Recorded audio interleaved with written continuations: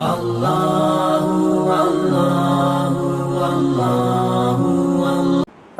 لله نحمده ونستعينه ونستغفره ونؤمن به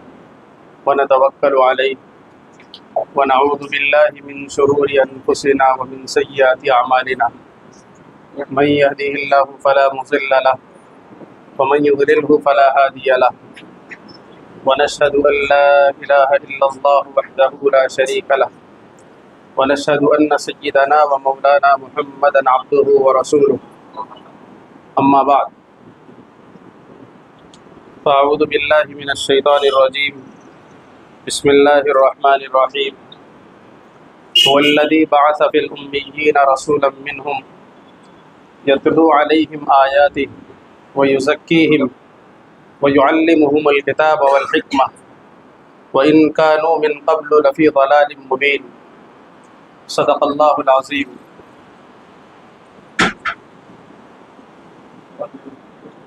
معزز حاضرین کرام،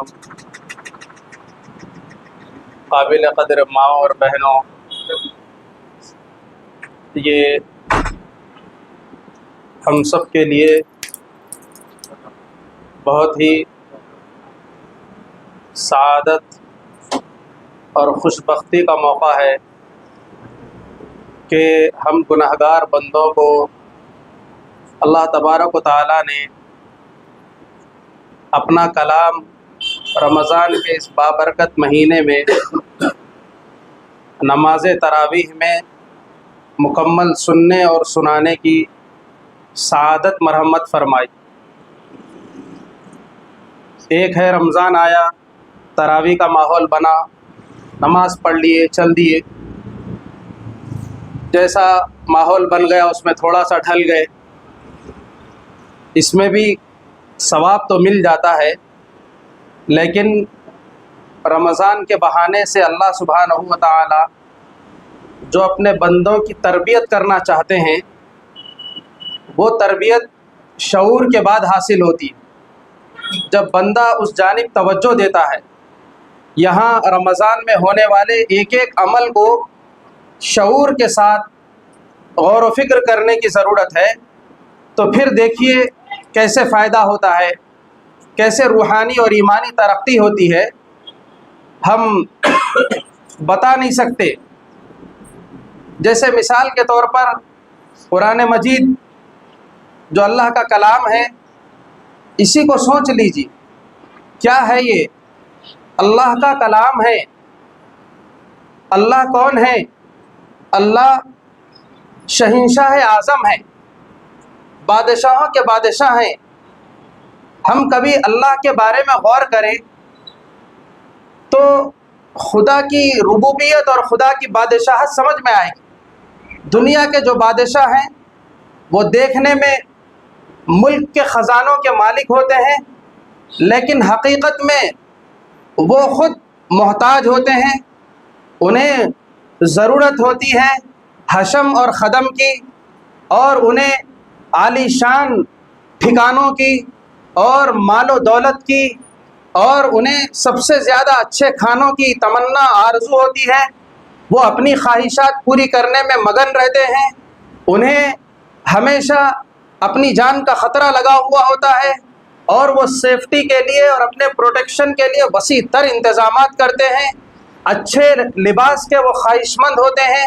اور وہ دولت کو زیادہ سے زیادہ اپنے پاس اکٹھا کر کے جمع کر کے رکھنا چاہتے ہیں. یہ بادشاہت ہے. یہ کہنے کو تو بادشاہت ہے، لیکن حقیقت میں وہ خود مال و زر کے اور زن کے اور دولت کے بہت زیادہ طلبگار ہوتے ہیں. بس ایک چیز ہے جس پر ان کا کنٹرول ہے، قبضہ ہے، اور لوگوں نے ان کو تسلیم کر لیا کہ ہمارے ملک کے بادشاہ ہیں. اور ان کی بادشاہت اتنی بے بھروسہ ہوتی ہے، اگر کسی وقت عوام کا موڈ پلٹ جائے اور وہ سب خلاف نعرے لگانے پہ اتر جائے تو بادشاہ کو اپنی کرسی بھی چھوڑنا پڑ سکتا ہے، اس کی بادشاہت بھی خطرے میں پڑ سکتی ہے. اور وہ بادشاہ ہیں تو کیا کرتے ہیں انسانوں کا بھلا؟ ان کے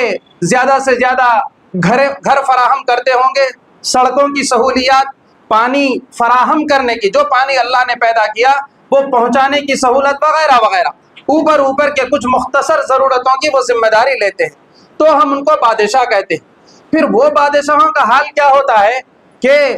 عوام کی ایک بڑی تعداد وہ ہوتی ہے جو ان کو براہ راست لائیو دیکھ بھی نہیں سکتی،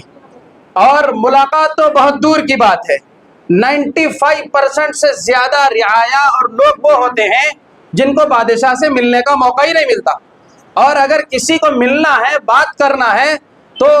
دن 2 دن نہیں، سال ہر سال کی محنت اور کوشش کے بعد اس کو اپوائنٹمنٹ مل سکتا ہے، وہ بھی ریزن ویسا ہونا چاہیے، تو پھر اس کو بادشاہ سے ملاقات کا کوئی موقع اور بات چیت کا کوئی موقع مل سکتا۔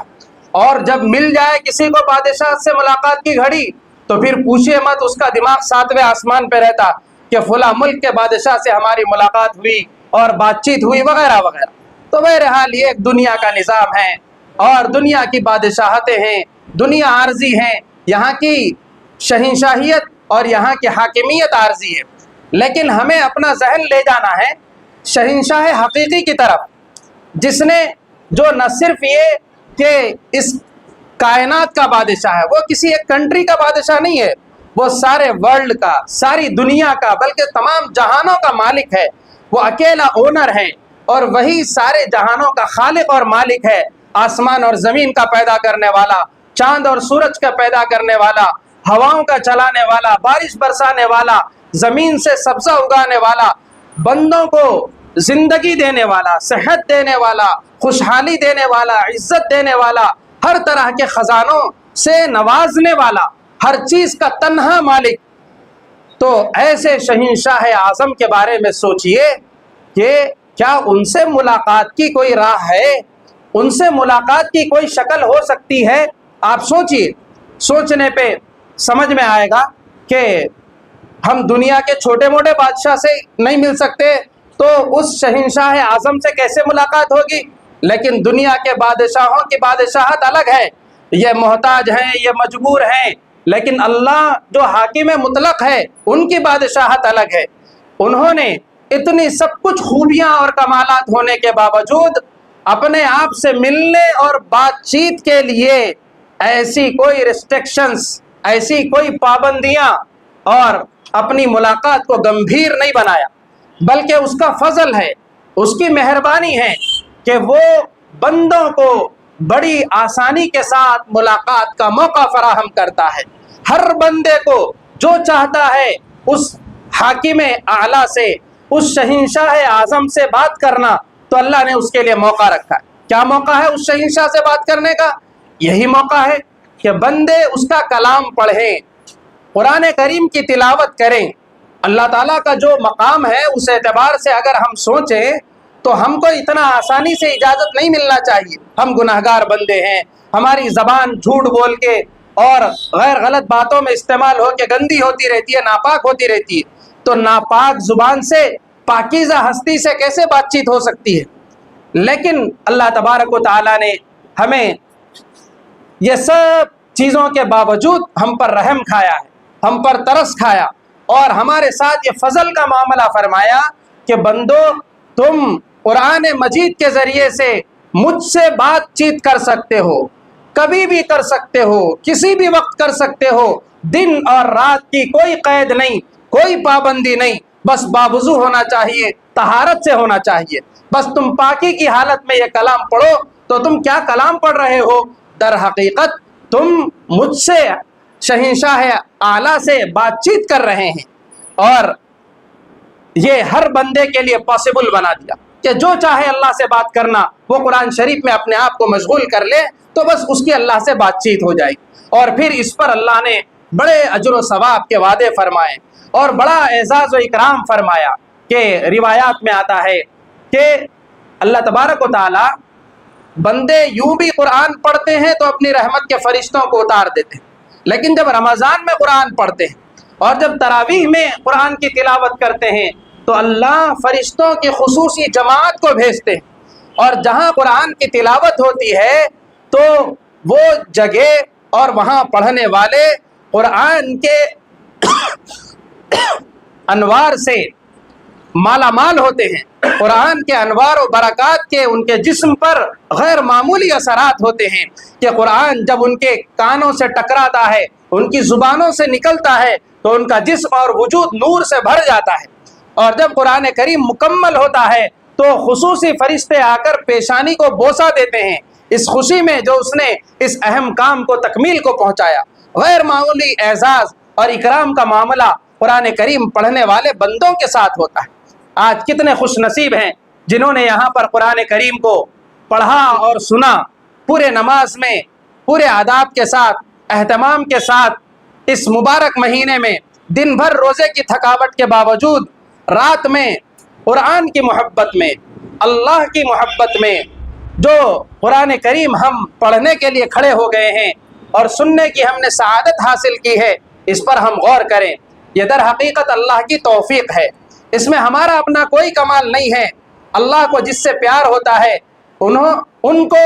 اپنے سے بات چیت کا موقع فراہم کرتے ہیں۔ اور یہ بات بھی ذہن میں رکھنا چاہیے کہ جس طرح سے تراویح میں قرآن کریم پڑھنے والوں کو ڈھیر سارا اجر و ثواب ملتا ہے، تو جو سننے والے لوگ ہوتے ہیں ان کو بھی ڈھیر سارا اجر و ثواب ملتا ہے۔ ایسا نہیں ہے کہ صرف پڑھنے والوں ہی کو ثواب ملتا ہے اور سننے والوں کو نہیں، اس لیے کہ روایات میں ہے من کان لہ امام فقراءۃ الامام لہ قراءۃ،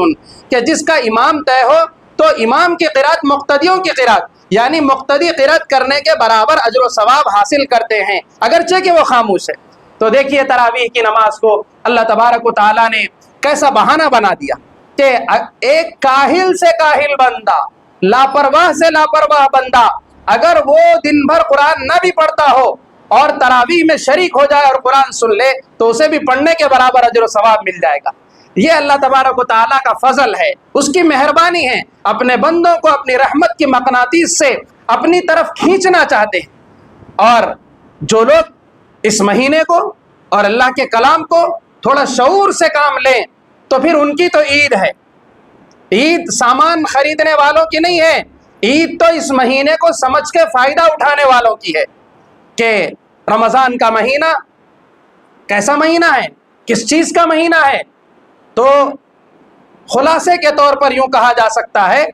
کہ رمضان کا مہینہ یہ قرآن کا مہینہ ہے۔ قرآن کی آیات اور روایات کو سامنے رکھ کر کے محدثین نے، علماء نے یہ بات بتلائی ہے کہ جیسے کوئی شخص حرم شریف پہنچتا ہے تو وہاں جانے کے بعد اسپیشل عمل، سب سے زیادہ ترجیح والا عمل کیا ہے کہ وہاں جانے کے بعد زیادہ سے زیادہ طواف کرے۔ وہاں تلاوت بھی کرنا چاہیے، وہاں ذکر بھی کرنا چاہیے، استغفار بھی کرنا چاہیے، خیر خیرات بھی کرنا چاہیے، لیکن زیادہ سے زیادہ شغف اور زیادہ سے زیادہ ہمت جو جٹانا ہے، جس چیز میں مشغول ہونا ہے وہ طواف کعبہ میں۔ تو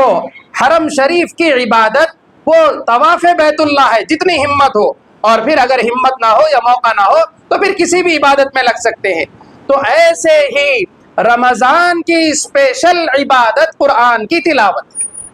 کہ یہاں پر ذکر بھی کریں، استغفار بھی کریں، درود شریف بھی پڑھیں، لیکن زیادہ جس چیز میں لگنا ہے وہ قرآن کی تلاوت میں، اس لیے کہ اللہ تبارک و تعالیٰ نے خود انٹروڈیوس فرمایا شہر رمضان الذی انزل فیہ القرآن، کہ رمضان کا مہینہ وہ ہے جس میں قرآن اتارا گیا ہے، یعنی اللہ نے خود رمضان کا قرآن سے جو جوڑ ہے، جو نسبت ہے، اس کو بتلا دیا۔ یہی وجہ ہے امام الانبیاء حضرت محمد مصطفیٰ صلی اللہ علیہ وآلہ وسلم رمضان کے مہینے میں اسپیشلی اس کا اہتمام فرماتے تھے کہ سید الملائکہ حضرت جبرائیل علیہ السلام آپ کی خدمت میں آتے تھے، اور حضرت جبرائیل جتنا قرآن نازل ہو چکا حضور کو پڑھ کے سناتے تھے، اور پھر حضور پاک صلی اللہ علیہ وسلم اس قرآن کا دور حضرت جبرائیل کو سناتے تھے۔ یعنی عام مہینوں میں یہ دور کا معاملہ نہیں ہوتا تھا، رمضان میں چونکہ یہ قرآن کی خاصیت کے خصوصیت کے ساتھ عبادت کرنے کا مہینہ ہے، تو آپ علیہ السلام بھی اپنے معمول سے ہٹ کر کے بہت زیادہ انہماک کا معاملہ فرمایا کرتے تھے۔ اور یہی وجہ ہے کہ حضرات صحابہ کرام رضوان اللہ علیہم اجمعین اور تابعین اور محدثین کی زندگیوں کو آپ پڑھیے، ان کو قرآن سے کتنا شغف تھا کہ ان کو قرآن پڑھتے ہوئے لمٹ بتانا پڑتا تھا کہ قرآن کریم کو زیادہ سے زیادہ 3 दिन में कंप्लीट करो, उससे कम टाइम में नहीं।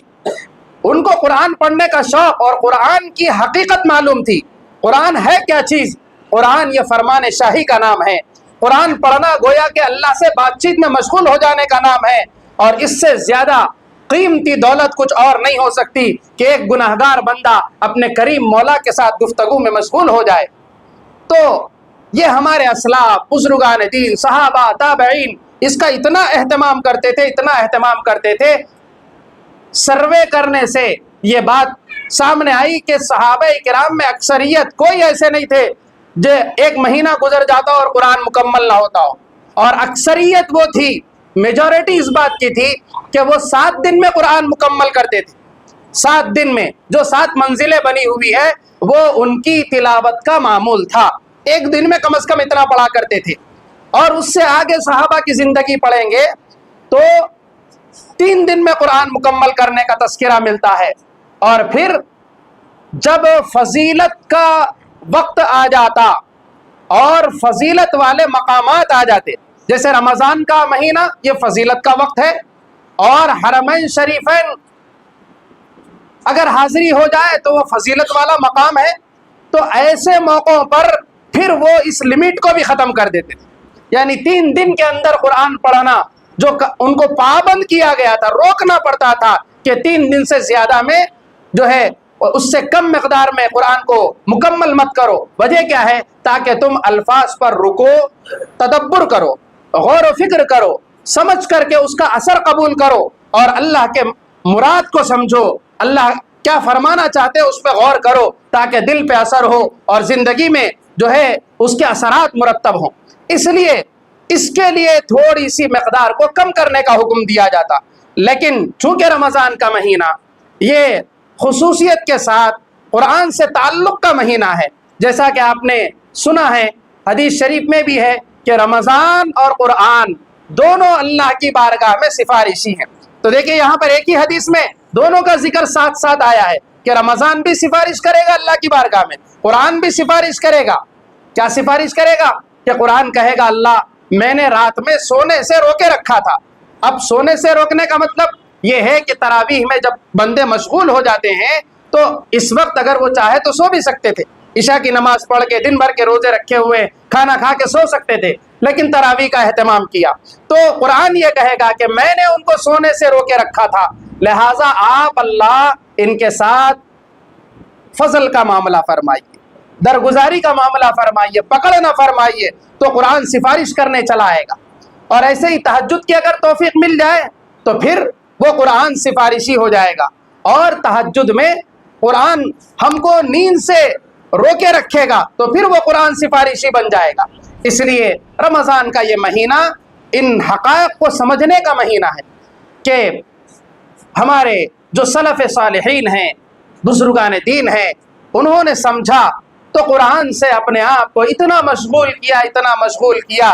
कि इमाम बुखारी रहमतुल्लाहि अलैह, इमाम शाफ़ई रहमतुल्लाहि अलैह, सैयदुना इमाम आज़म अबू हनीफ़ा रहमतुल्लाहि अलैह, और हमारे करीब के जो बुज़ुर्गान दीन हैं, जंग आज़ादी के वक्त जिन्होंने इस मुल्क में एक बेड़ा उठाया था, उन बुज़ुर्गों की ज़िंदगी भी पढ़िए तो यही बात मिलती है उनके सवालिह में कि कोई तो पूरे 24 घंटे में हर दिन एक कुरान मुकम्मल करते थे,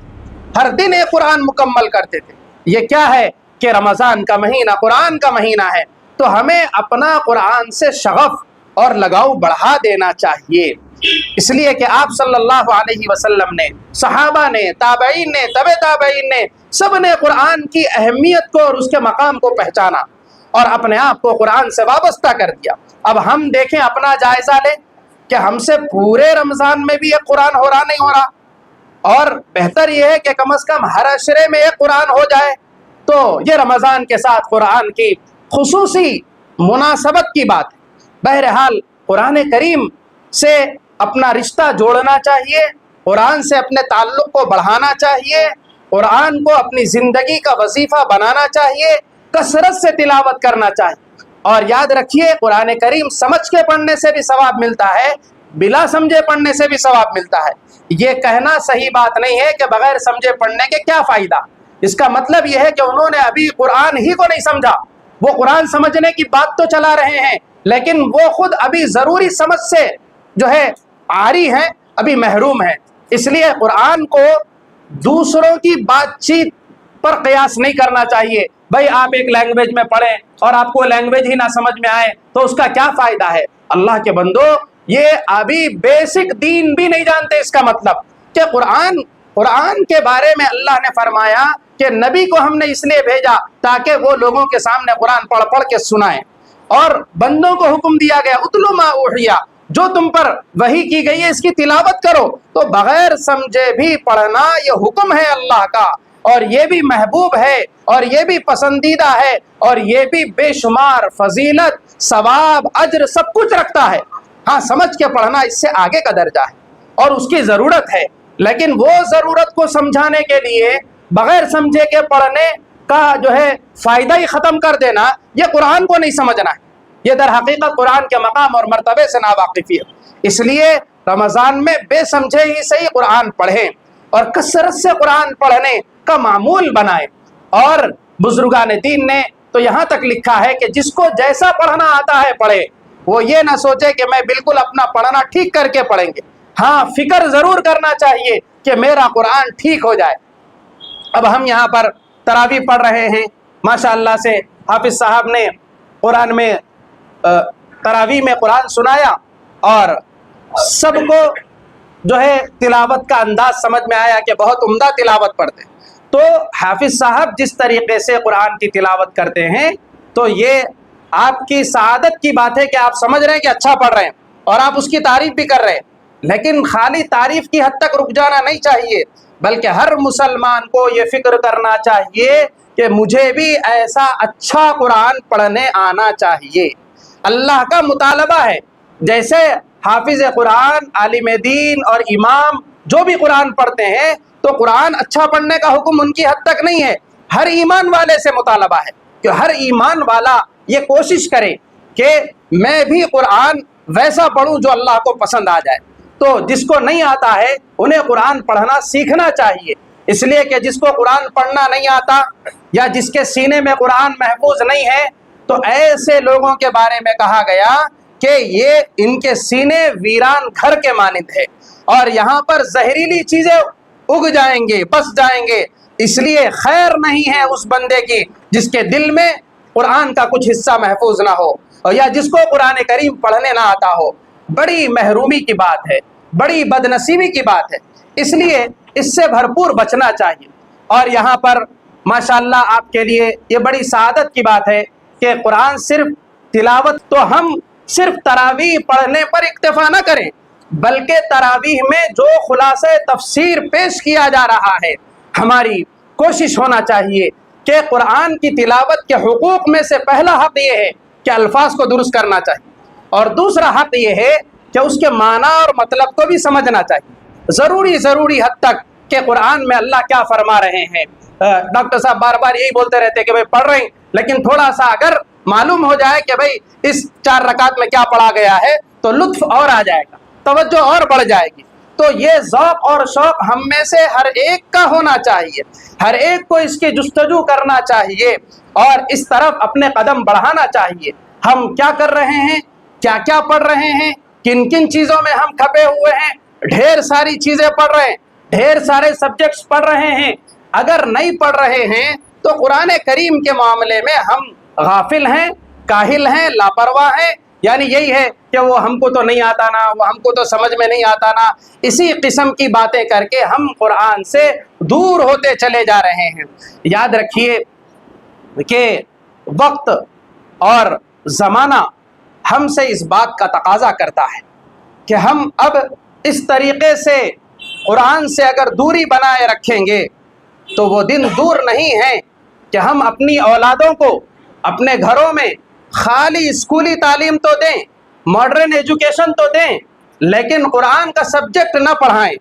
اور قرآن کی ہدایات اور تعلیمات سے واقف نہ کریں تو پھر ہوگا کیا؟ دھیرے ہمارے بچے مذہب سے دور ہوتے چلے جائیں اور مذہب پہ عمل کرنے میں بوجھ محسوس کریں گے،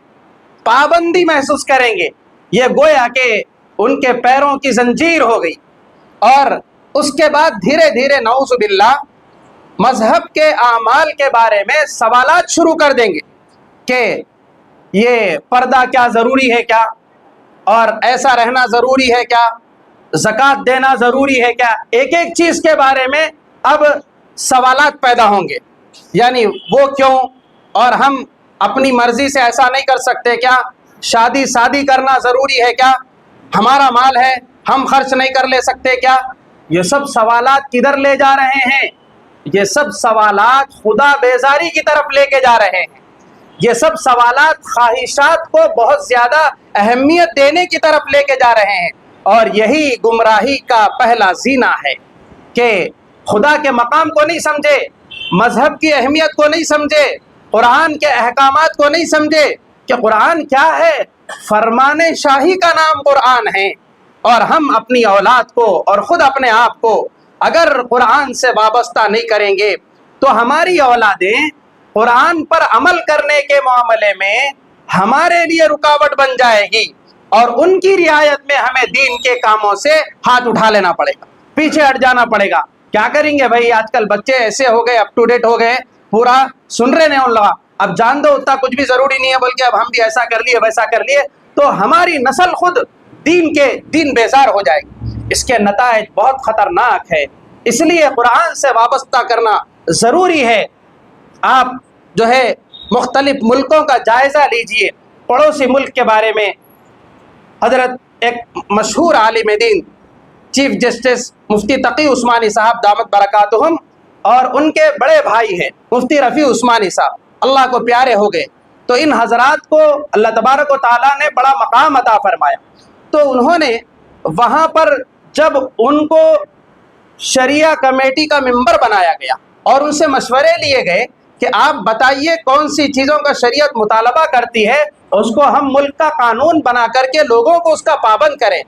تو کتنی دفعہ ایسا ہوا کہ ایک مشورہ عوام کے سامنے رکھنا چاہتے ہیں کہ بھئی یہ شریعت کا مطالبہ ہے، اس کو ہم ملک کا قانون بھی بنا رہے ہیں، اسے فالو کرنا چاہیے، اس کا لحاظ رکھنا چاہیے. تو ایک بڑی تعداد مسلمانوں کی اٹھ کر اس کے خلاف احتجاج کرنے لگی اور اس کو امپلیمنٹ کرنے نہیں دی.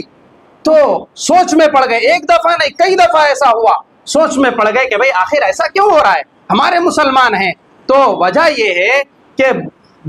بنیاد سے ان کو صرف اسکول کالج کی تعلیم تو دی گئی ہے، تو وہ اتنے سیکولر مائنڈ کے ہو گئے ہیں کہ اب مذہب کی کھری باتوں کو ایکسیپٹ کرنے کے لیے تیار نہیں ہیں، اور وہ مذہب کی باتوں کو اپنی زندگی میں اور اپنی ترقی میں بڑی رکاوٹ سمجھ رہے ہیں. تو وہ خود اس کے خلاف احتجاج کرنے کے لیے سڑکوں پر اترے ہوئے. اور جو خلافت عثمانیہ کا زوال ہوا اور وہاں پر جو ننگا ناچ ناچا گیا، جو مسلمانوں کا قتل عام ہوا، جو مسلمانوں کی عبادت گاہوں کو تالے ڈالے گئے، جو مدرسوں کو بلڈوز کیا گیا، اس کی تاریخ پڑھیے. یہ سب کچھ غیروں نے نہیں کیا، بلکہ ان لوگوں نے سلو پائزن اور سویٹ پائزن کے طور پر اپنے مشنری تعلیمی نظام کو عام کیا اور ایک لمبے عرصے تک لوگوں کی ذہن سازی کی اور دین کی تعلیم سے دور رکھا. اور یہی سبز باغ ان کو دکھاتے رہے، اور ہوتے ہوتے ہوتے ایک دن ان کو یہ سمجھ میں آیا کہ ہمارے باپ دادا پرانے خیالات کے ہیں اور ان کی ماننے میں تو ہم کو کوئی زیادہ ترقی نہیں مل سکتی. آپ تاریخ اٹھا کے دیکھیے، وہاں مسجدوں کو تالا لگوانے میں اور مسلمانوں کو دین کی بات کرنے سے روکنے میں اور مسلمانوں کا قتل کرنے میں اور مدرسوں کو بند کرنے میں مسلمانوں کی نسل کا بڑا کردار رہا ہے. وجہ کیا ہے؟ وجہ یہی ہے کہ انہوں نے اپنی نسل کو قرآن سے وابستہ نہیں کیا اور قرآن کے مطالبے کے مطابق ان کے ذہنوں کی تربیت نہیں. بہرحال یہ ہم سب کے لیے بہت ہی سنہری موقع ہے، اس لیے اس وقت کوئی لمبا بیان تو نہیں، کچھ گزارشات کے لیے اور ایک بڑی سعادت سمجھ کر کے آپ کی خدمت میں حاضر ہوئے ہیں. تو سب سے پہلی بات تو یہ ہے کہ قرآن سے اپنے رشتے کو مضبوط کرنا ہے، تلاوت کے اعتبار سے بھی الفاظ بھی درست ہوں، اس کے معنی کو سننے اور سمجھنے کا بھی ذوق ہو، اور ساتھ ہی ساتھ اس پر عمل کرنے کا بھی جذبہ ہو. عمل کرنے کا اگر جذبہ ہوگا تو پھر کامیابی ملے گی، عمل کا جذبہ نہیں ہوگا تو پورا فائدہ نہیں ہوگا. اس لیے یہ قرآن کی تلاوت کے حقوق میں شامل ہے. اور اسی طریقے سے ہم رمضان کے اس مبارک مہینے میں جب ہم تراویح پڑھے ہیں اب تک، تو ایسا نہیں ہونا چاہیے کہ جب تک قرآن چلا تراویح چلی، اور جب قرآن مکمل ہو گیا تو یوں نہ سمجھے کہ تراویح بھی مکمل ہو گئی۔ دیکھیے یہ 20 رکعت تراویح کیا ہے؟ ایک بہانہ ہے۔ کس چیز کا بہانہ ہے؟ کہ جب بندہ 20 رکعت تراویح پڑھے گا تو اس میں 40 سجدے کرے گا، اور آپ کو معلوم ہونا چاہیے ہر سجدہ اللہ سے قریب ہونے کا انتہائی اعلیٰ مقام کا نام۔ تو اللہ تبارک و تعالیٰ تراویح کے بہانے سے بندے کو ایک ہی رات میں 40 دفعہ کم از کم اپنے قرب کا مقام عطا فرماتے ہیں۔ جو لوگ تراویح کو چھوڑ دینا چاہتے ہیں تو وہ اللہ کے قرب کو چھوڑ دے رہے ہیں۔ یہ معمولی بات نہیں ہے۔ بھلے آپ تلاوت مختصر کیجئے، آپ کو باجماعت نہ ملے تو آپ تنہا پڑھیے، لیکن یہ تراویح کے اس نظام کو اور اہتمام کو باقی رکھیے۔ یہ چاند رات تک کا جو ہے کورس ہے، اس کو مکمل اخیر تک پڑھنا چاہیے، اہتمام اس کا باقی رکھنا چاہیے۔ بلکہ ابھی آج 19واں روزہ ہے اور کل سے آخری عشرہ شروع ہو جائے گا، اور حضور پاک صلی اللہ علیہ وسلم کے بارے میں آتا ہے اذا دخل العشر الاواخر، جب آخر کے 10 دن آ جاتے، شد میزرہ، کہ آپ کمر کس لیتے تھے، احیا لیلہ، اور آپ راتوں کو زندہ کرتے تھے، ایقظ اہلہ، اپنے گھر والوں کو جگاتے تھے۔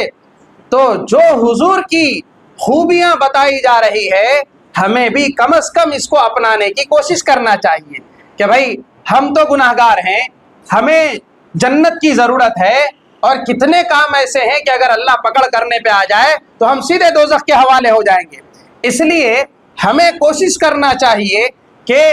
ہم کمر کس لیں۔ آخر کے 10 دن یہ جیسے دودھ سے ملائی اور ملائی سے مکھن ہے، تو ایسے ہی یہ آخر کے جو 10 دن ہے یہ مکھن ہے، کریم ہے یہ رمضان کا۔ اس کو بالکل بھی غفلت کے حوالے نہیں کرنا چاہیے، پورے وقت کا صحیح یوٹیلائز کرنا چاہیے، اور اس کا اعلیٰ درجہ یہ ہے کہ اعتکاف کی ترتیب بنائے۔ اللہ اگر ہمت دے، توفیق دے، اور جو ہے کوئی خاص رکاوٹ نہ ہو تو تھوڑی قربانی دے کے ہی صحیح اعتکاف کا اہتمام کرنا چاہیے۔ اور اگر کسی وجہ سے یہ نہ ہو سکے تو حضور صلی اللہ علیہ وسلم 10 راتوں میں اور پورے 10 دن میں اہتمام خوب کرتے تھے۔ تو ہم بھی یہ کوشش کریں کہ روزانہ عصر سے فجر تک، اشراق تک اپنے آپ کو عبادت کے لیے فارغ کر لیں، دن کھانے پینے کے لیے، اپنی ضروریات کو پورا کرنے کے لیے، لیکن راتیں عبادت کے لیے فارغ کر دیں، اس لیے کہ اس میں قیمتی تحفہ لیلۃ القدر کا ہے، اس کو پانا ہے، تو اس کے لیے ہم کو کوشش کرنا چاہیے۔ اور اسی طریقے سے رمضان کے آخر عشرے میں، جیسا کہ ابھی تو پہلی بھی آ رہی ہے، تو اب 4 پیسے ہاتھ میں آ جائیں گے، اور ادھر سامنے عید ہے، تو پھر تو پوچھئے مت کہ بالکل پنجرے سے طوطا اڑ گیا اور اب کہاں تک جائے گا کچھ پتہ نہیں۔ تو ایسے ہی ہو جائے گا، اب تراویح بھی مکمل ہو گئی، اب کیا کرنا ہے؟ عید کی تیاری اور خریداری کے نام پر بازاروں کا رخ کر رہے ہیں۔ یاد رکھ لیجئے، روایات میں آتا ہے کہ اللہ کی نظر میں سب سے ناپسندیدہ جگہیں بازار ہیں، سب سے ناپسندیدہ، اس لیے کہ وہاں پر گناہ ہوتا ہے، بدنگاہی ہوتی ہے، اور وہاں دھوکہ ہے، وہاں جھوٹ بولا جاتا ہے، وہاں بے شمار قسم کے، اگر کراؤڈ زیادہ ہے تو دھکم دھکی ہے، بے احتیاطی ہے، جو شریف لوگوں کو زیب نہیں دیتا کہ وہاں جا کر کے اپنی عفت اور عزت کو اور اپنے پردے کو متاثر ہونے دے۔ اس لیے ایسی جگہوں سے بچنا چاہیے۔ اللہ کی نظر میں سب سے ناپسندیدہ جگہ بازار ہے، اور سب سے پسندیدہ جگہ مسجد ہے۔ تو مردوں کے لیے مسجد، اور عورتوں کے لیے جو گھر میں ڈیسائیڈ کی ہوئی جو جگہ ہوتی ہے وہی مسجد ہے، تو اس میں اپنا وقت گزرنا چاہیے۔ ان راتوں میں اور ان دنوں میں زیادہ سے زیادہ اپنے آپ کو عبادت میں مشغول کریں اور عید کی تیاری کریں، لیکن اس میں اس بات کا خیال ضرور رکھیں کہ ہماری تیاریوں سے اللہ بھی خوش ہو، صرف لوگوں کو خوش کرنے کی فکر نہ کریں۔ عید کی تیاری کے نام پر کپڑے ایسے خرید رہے کہ ہاف استن، شارٹ استن، ٹائٹ، اور پتہ نہیں کیسے کیسے کپڑے، کہ حضور پاک صلی اللہ علیہ وسلم نے فرمایا قیامت کے قریب ایسا زمانہ آئے گا کہ کاسیات عاریات، بہت سی عورتیں کپڑے پہن کر بھی ننگی ہوگی، یعنی جو شریعت کے مطابق اللہ کی پسند والا کپڑا نہیں پہنیں گی تو وہ اللہ کی نظر میں برہنہ ہے۔ اور ان کو وہی سزا ملے گی دوزخ میں جو برہنہ لوگوں کو ملتی ہے۔ آج ہم مہندی ڈیزائننگ اور یہ وہ چیزوں کے شوق میں جا رہے ہیں تو کیا کر رہے ہیں، جہاں تک ڈیزائن ڈال رہے ہیں وہاں تک کپڑا چٹ، اور پھر کپڑا بہت زیادہ اچھا پہن رہے ہیں تو برقع چٹ، یعنی اب اس کے بعد برقع ایک بوجھ محسوس ہو رہا کہ اتنے اچھے کپڑے پہن کے برقع پہننا۔ یاد رکھیے اپنا حسن اور اپنی زیب و زینت اپنے محرم کو دکھانا ہے۔ بازار میں نامحرموں کو، غیر متعلقہ لوگوں کو اگر ہمارا حسن نظر آئے گا تو پھر اس پہ بھی اللہ کی طرف سے سزا ملے گی۔ ہم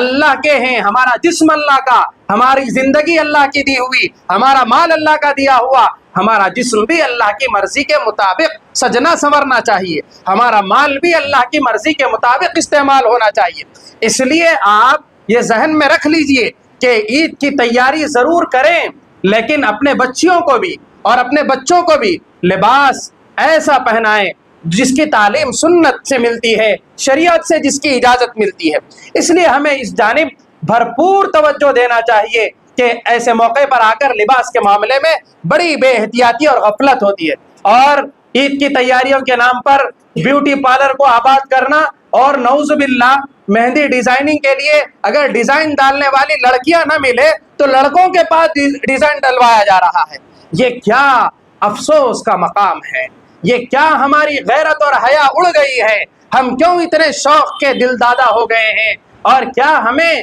وہ معراج کے واقعات یاد نہیں آتے کہ حضور پاک صلی اللہ علیہ وسلم نے جب وہاں سے واپس آئے تھے تو فرمایا تھا کہ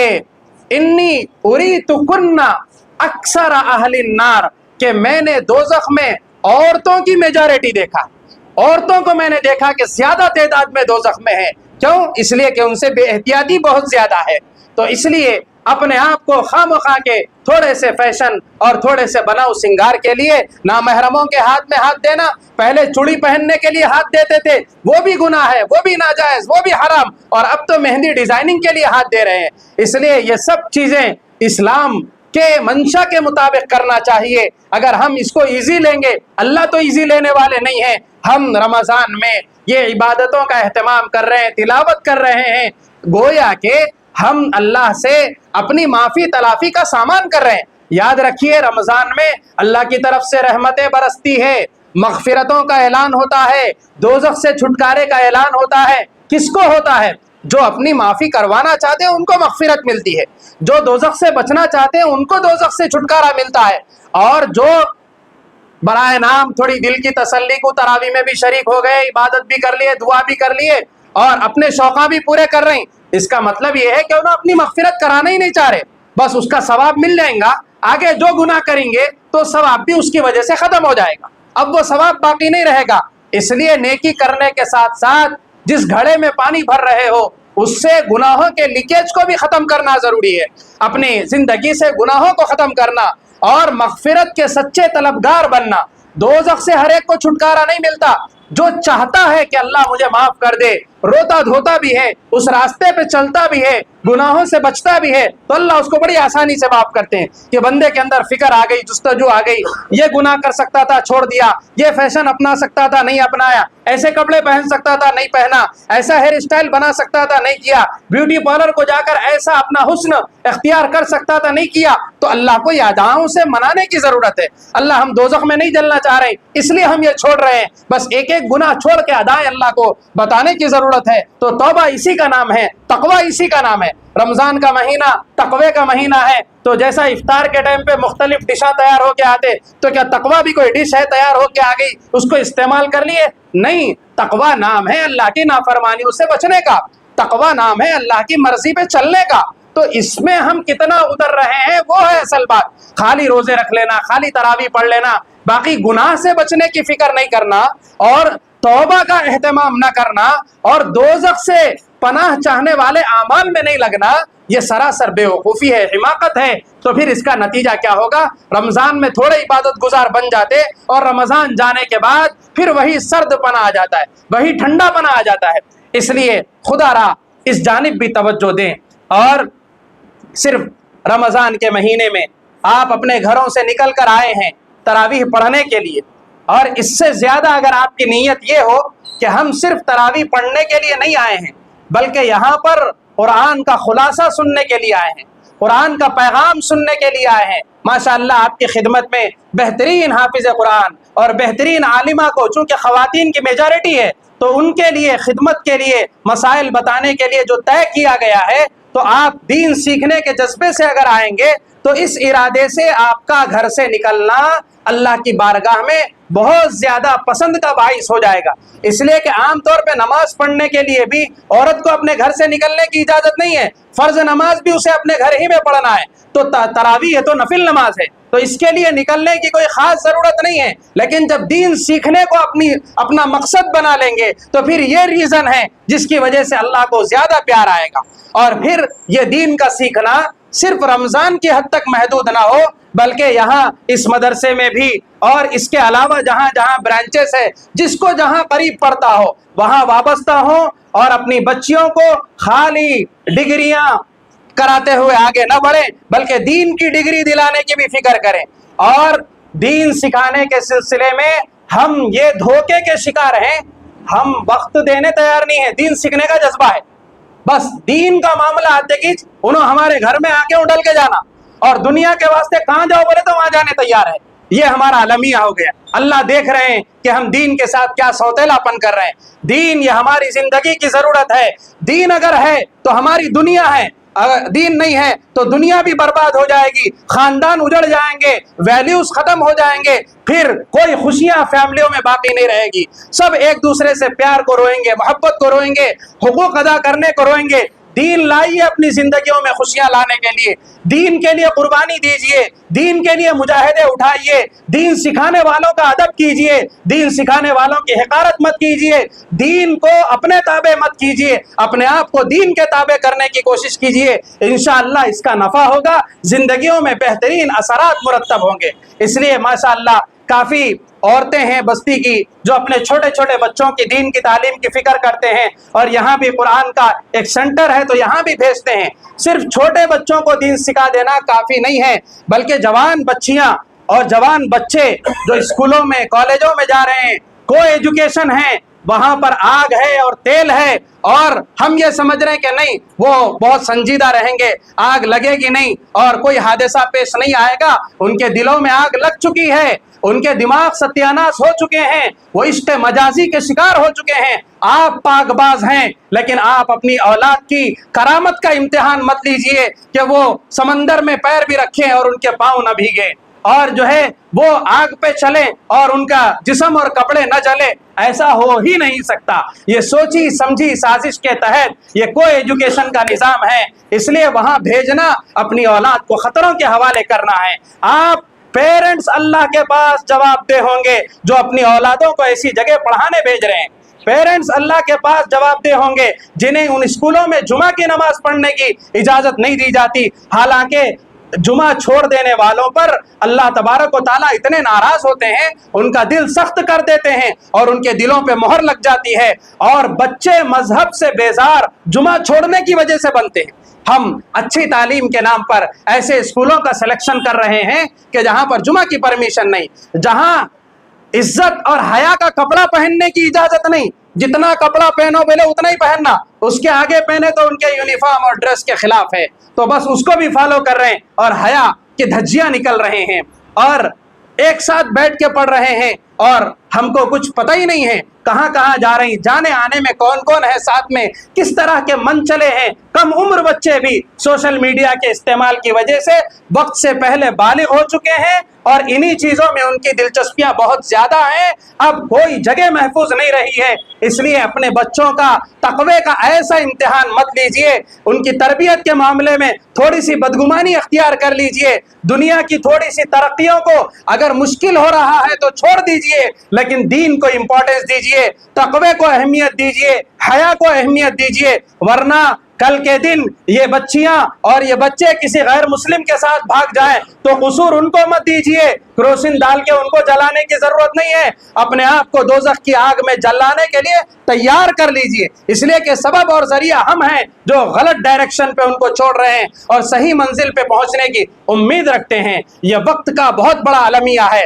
اور نان مسلم مینجمنٹ کے جو اسکولز ہیں وہاں پر یوگا کے نام پر، سوریہ نمسکار کے نام پر، مختلف ناموں پر پوجا میں شریک کروایا جا رہا ہے، اور گھروں کے سرپرستوں کو اس کی کوئی پرواہ نہیں ہے، یا پھر یہ سمجھ رہے ہیں کہ ہمارے بچے محفوظ ہیں، ہمارے بچے، وہ پورے گروپ میں اٹھ کے ابھی اتنے میچور نہیں ہوتے عقیدے کے اعتبار سے اپنے آپ کو وہ سیف اور سیکیور رکھ سکیں۔ اس لیے یہ حماقتیں آج ہم سے ہو رہی ہے، اور پھر ہم بڑے دیندار ہیں، دین کی بڑی فکر ہے، اور پھر چلو اتنا سب گڑے میں ڈال رہے ہیں، اپنی اولاد کو مذہبی اعتبار سے، تہذیب کے اعتبار سے ایسی سطرول جگہوں پہ بھیج رہے ہیں، تو اتنا ہی اسٹرانگ ان کے لیے دینی نظام بھی نہیں بنا رہے۔ رونا تو بہت روئیں گے مل صاحبوں کا کہ گوشت میں کون نرم، پھیپسا نرم، سوسائٹی میں کون نرم، مل صاحب نرم۔ طبیعت سے سنا ان کو، زبان اٹھاؤ، تارخ کو لگاؤ، جتنا گن سکتے ہیں گنو، ان کی اللہ سے نسبت ہے، قرآن سے نسبت ہے، ان کو بولنا دین کو بولنا ہے۔ اس لیے مل صاحبوں کے شکایتیں کرنا چھوڑیے، کچھ اپنی کمیوں کا بھی جائزہ لیجئے، وقت نکالیے، جگہ کا انتخاب کیجئے، پیسہ خرچ کیجئے، اسکول ہوتے ہی ٹیوشن، ٹیوشن ہوتے ہی اسکول، اور پھر پکنک، اور پھر فنکشن، یہی اہم ہے۔ دین کے لیے کہاں وقت نکال رہے ہیں، اس کے لیے ہزار بہانے کر رہے ہیں، تو یہ دین کے ساتھ سوتیلا پن ہے، اس کے غلط نتائج ہم کو بھگتنا پڑے گا۔ اللہ نہ کرے، اللہ نہ کرے، ہزار بار نہ کرے، ہماری تمام کوتاہیوں کے باوجود اللہ پاک کو ایسی حفاظت کا انتظام فرما دے کہ ہماری نسلوں کا دین بھی محفوظ رہے، مذہب بھی محفوظ رہے، تہذیب بھی محفوظ رہے، اور ان کے اندر جو اسلام کے خلاف جو جراثیم چلائے جا رہے ہیں ان سے ہر طرح کی سیفٹی اور حفاظت اللہ ان کو عطا فرمائے۔ لیکن ہمیں اپنی ذمہ داری کو نبھانے کی ضرورت ہے، اس لیے ہم اپنی جوان بچیوں کو جو ڈگریوں کے لیے کالجوں کو بھیج رہے ہیں، یونیورسٹیز کو بھیج رہے ہیں، خدا کے واسطے اچھا رشتہ مل جائے گا، جو ہے گھر پہ رکھ کے اپنی نگرانی میں ٹیوشن کے ذریعے سے ایگزام دلا لیجئے۔ جب فیلڈ میں اتارنا نہیں ہے، رشتے کی حد تک پڑھانا ہے، تو وہ پڑھائی کو بھی اتنا ہی لائٹ رکھیے۔ ہاں، اب زیادہ دینی تعلیم اور تربیت کی طرف کنسنٹریٹ کیجئے، اپنے آپ کو چینج کیجئے اپنی اولاد کو دیندار بنانے کے لیے، اور ان کا وقت اس کے لیے فارغ کیجئے تاکہ وہ دین کی بیسکس سے واقف ہو سکیں، دین کو وہ سیکھ سکیں اور دین کو اپنی زندگی میں لا سکیں۔ کل وہ اگلی زندگی میں وہ ازدواجی زندگی میں منسلک ہوں گے تو اپنی اولاد کی بھی دین کی بنیاد پر وہ تربیت کر سکیں گے، گھر کے ماحول کو دیندارانہ بنا سکیں گے۔ بہرحال اس موقع سے یہ کچھ گزارشات ہیں جو آپ حضرات کی توجہ کی برکت سے اللہ نے ڈالی ہے، آپ کی خدمت میں رکھ دی گئی۔ کافی دیر سے آپ یہاں پر جڑے ہوئے ہیں، اور یقیناً دن بھر روزہ اور پھر گرما کے روزے اور لوگوں کے جمع ہو جانے کی وجہ سے سفوکیشن وغیرہ جو ہوا کا انتظام ہے، ہو سکتا ہے ناکافی ہوا ہوگا، گرمی ہوئی ہوگی، لیکن جو کچھ مجاہدے آپ نے برداشت کیے یہ اللہ کی محبت میں آپ نے برداشت کیے، قرآن کی محبت میں آپ نے برداشت کیے۔ ہم تو انسان ہیں، انسانوں کے انتظامات ناقص ہی ہوتے ہیں، کوئی کمیوں سے پاک نہیں ہے، تو ہم آپ سے یہی گزارش کرتے ہیں کوئی کمی ہوئی ہے تو آپ معاف فرما دیجئے۔ ماشاءاللہ ڈاکٹر صاحب نے اپنا دل کھول کے رکھ دیا ہے اور بہت وسیع انتظامات کرنے کی کوشش کی ہے، اس کے باوجود بھی جو کچھ بھی ہوا ہے تو یہ ہوتا ہی ہے انسانوں کی طرف سے، اس کو آپ کچھ خیال مت کیجئے، اور بس اللہ پاک آپ کی ان محبتوں کو قبول فرمائے، اور جو اتنی دن بھر کی ذمہ داریاں اور رات کی جو ہے ایسی حالات کے باوجود آپ ثابت قدمی سے آتے رہے، جڑے رہے، اللہ پاک اس کا آپ کو اپنے خزانے سے بے پناہ اجر و ثواب عطا فرمائے، اور اس کے کمالات سے، خیر سے اللہ بھرپور مالا مال فرمائے۔ اللہ پاک سے دعا ہے کہ اللہ پاک مجھے، آپ کو، سب کو کہنے سننے سے زیادہ عمل کی توفیق نصیب فرمائے۔